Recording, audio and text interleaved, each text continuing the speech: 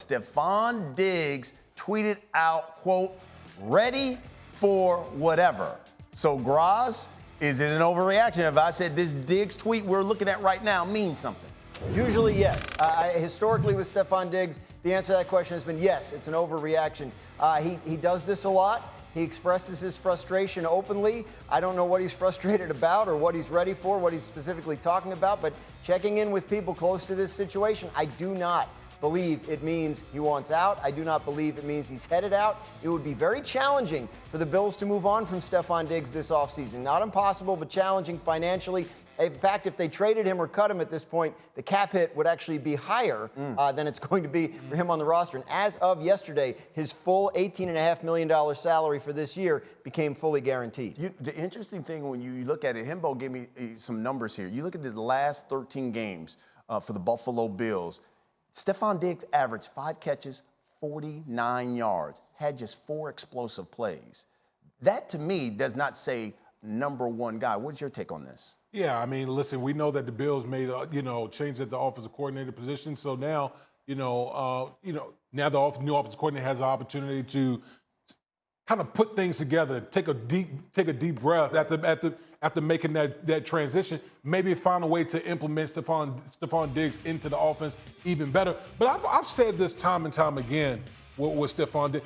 Stefon Diggs hasn't, whatever the relationship has been between him and the Bills, hasn't been right since that loss to the Cincinnati Bengals a couple years ago. Something has been going on within that organization. We saw, before training camp where, mini camp last week. Mini camp where, they had some issues that they had to resolve before Stefon Diggs reported the mini camp. So I know his salary is guaranteed, but whatever the issue is, it just won't go away. Hawk, you played the position. Your thoughts on this? I mean, there's two things. Either he wants more money or he's ready for a new change of scenery. It's as simple as that. To Woody's point, there's been a cold war between the Buffalo Bills and Diggs for quite a while now. And I actually don't think Diggs is going to be in a Buffalo uniform come next season. I don't know how it happens. I'll let Graziano put that plan together. But to your point around his production late in the season, the offense was no longer one that ran through Stefon Diggs. And it's not because of his ability.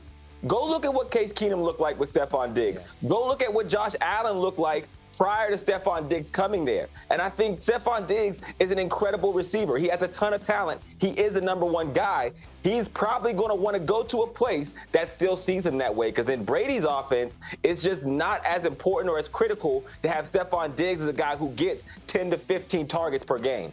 I see you shaking your head, Greg. Yeah, I think it's important to think about what D. Wood said about Brady was putting that together on the fly in the middle of the season after they fired Ken Dorsey. With an offseason to work on it, I think it's possible we see different stuff. It's not as if Joe Brady has zero history of helping design an offense with explosive plays, right? I mean, we have seen it in the past. So I think, but you have to manage Stefon Diggs. The Bills are well aware of that. Real quick, I know we got to get the break here, but listen, they had a missed field goal. They had a number of guys injured. They've always had some things that kind of knocked them out of the playoffs. Is the window closed when you talk about for the Bills? I talked about it last year. I felt like that iteration of the Bills that window was closed. But when you have Josh Allen, you're always going to have a shot. But you saw the moves that they made. I feel like that team specifically, that window is closed. All right.